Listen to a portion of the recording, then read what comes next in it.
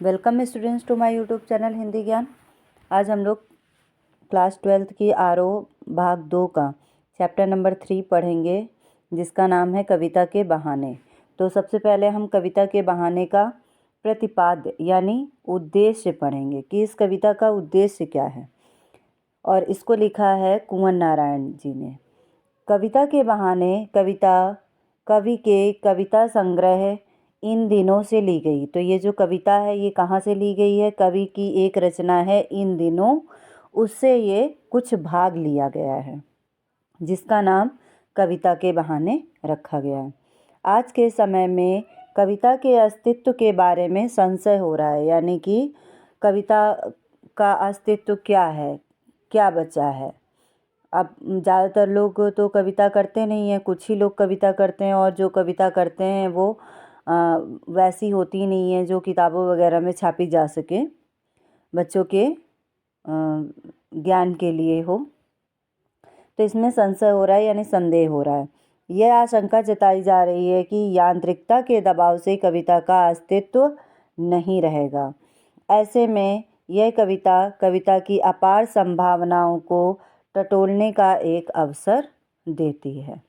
तो यानी कि क्या है, कविता की जो कविता का क्या उद्देश्य है, कविता की रचना क्यों की जाती है, तो इन सब के बारे में सोचने के लिए लोगों को एक अवसर देती है।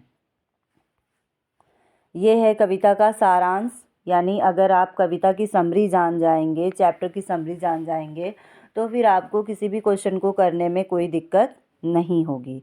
तो ये है इसकी समरी। यह कविता एक यात्रा है जो चिड़िया, फूल से लेकर बच्चे तक की है। यानी इसमें चिड़िया, फूल और बच्चे, यानी 3 चीज़ों के बारे में बताया गया है।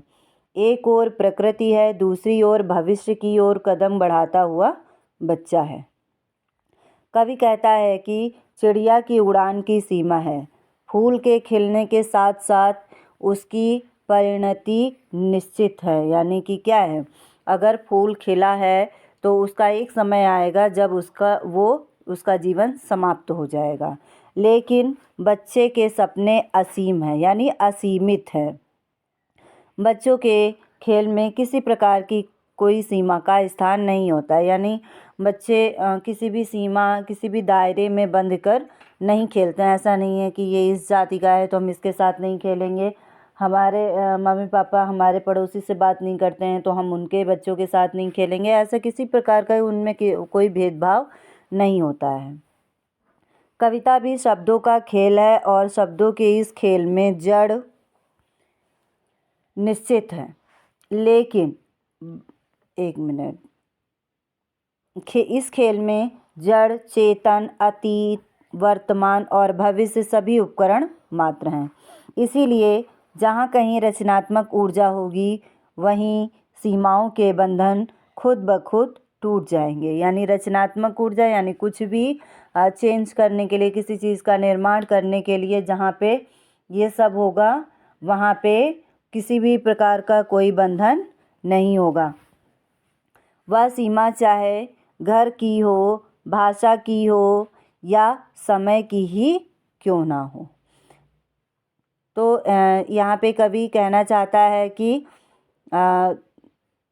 जो कविता की सीमा है, और जो बच्चों की सीमा है, और जो चिड़िया की सीमा है, वो निश्चित, यानी बच्चे मतलब चिड़िया की उड़ान क्या है भाई, चिड़िया अपनी जो उड़ान उड़ती है वो आसमान तक ही उड़ पाएगी है, और धरती से। और फूल है तो उसका, वो अगर आज उसका जन्म दिया है तो भाई 4 दिन फ्रेश रहेगा, 5 दिन रहेगा, उसके बाद तो वो पत्तियां वगैरह झड़ जाएंगी, वो सूख जाएगा। लेकिन कविता की सीमा नहीं होती है। कविता जन्मों जन्मों तक, युगों युगों तक चलती है। आप जो भी आपने कोर्स में चैप्टर पढ़ रहे हैं, क्या वो आज के लिखे हुए हैं या 10 साल पहले के लिखे हुए? वो काफ़ी पुराने समय पहले लिखे गए हैं। तो ये था कविता के बहाने, कविता का सारांश। इसी में एक और कविता आपकी जुड़ी हुई है, बात सीधी थी पर। इसके बारे में भी जान लेते हैं। तो ये है, बात सीधी थी पर, सीधी थी पर, तो यहाँ पे बात की क्या वैल्यू होती है इसके बारे में बताया गया है। तो ये पहले इसका उद्देश्य देख लेते हैं। यह कविता कोई दूसरा नहीं कविता संग्रह से संकलित है। क्या है? कोई दूसरा नहीं। इस कथ्य के द्वंद्व उकेरते हुए यानी सामने लाते हुए भाषा की सहजता की बात की गई है। हर बात के लिए कुछ खास शब्द नियत होते हैं यानी निश्चित होते हैं। ठीक वैसे ही जैसे हर पेंच के लिए एक निश्चित खांचा होता है, कोई स्क्रू होता है। अगर हम उसी के साइज़ के होल में अगर नहीं डालते हैं तो फिर क्या वो उतना टाइट बंध पाता है या उतनी मजबूती के साथ वो उस चीज़ को कसता है? नहीं कसता है। तो वही यहाँ पे कवि कह रहा है, अब तक जिन शब्दों को हम एक दूसरे के पर्याय के रूप में जानते रहे हैं उन सब के भी अपने अर्थ होते हैं। अच्छी बात या अच्छी कविता का बनना सही अर्थ होते हैं। अच्छी बात बात का सही शब्द से जुड़ना होता है और जब ऐसा होता है तो किसी दबाव या अतिरिक्त मेहनत की ज़रूरत नहीं होती है। वह सहूलियत के साथ हो जाता है यानी आराम से ईजी वे में हो जाता है।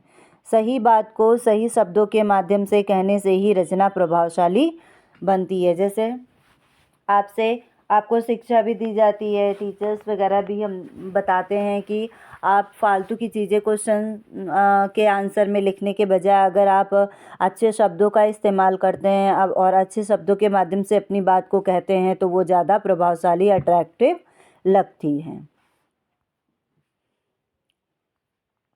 अब है बात सीधी थी पर कविता का सारांश यानी समरी। कवि का मानना है कि बात और भाषा स्वाभाविक रूप से जुड़े होते हैं, किंतु कभी कभी भाषा के मोह में बात सीधी भी टेढ़ी हो जाती है।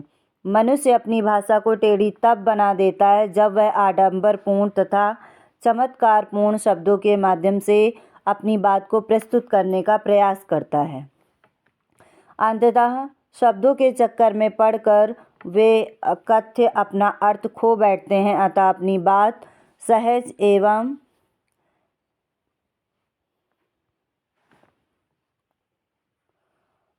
एवं व्यावहारिक भाषा में कहना चाहिए ताकि आम लोग कथ्य को भली भांति समझ सकें। यानी हमें अपनी बात को सरल शब्दों के माध्यम से और सटीक शब्दों के माध्यम से दूसरों के सामने व्यक्त करनी चाहिए। अगर हम सामने वाले के अनुसार अगर बात नहीं करते हैं, अपनी अभिव्यक्ति विचारों की नहीं करते हैं तो फिर क्या होगा कि सामने वाला हमारी बात को समझ नहीं पाएगा और हमारे बात का गलत अर्थ ही निकालेगा। तो इसमें इस कविता में क्या है, बात सीधी थी पर मतलब एक सीधी सी बात कहना चाहता था कवि, लेकिन वो बहुत अच्छा कहने के चक्कर में तो उसमें शब्दों के हेर फेर में ना जाने बात को कैसे टेढ़ा मेढ़ा बना दिया। तो क्या है बाकी कविता में ये हम जब चैप्टर पढ़ेंगे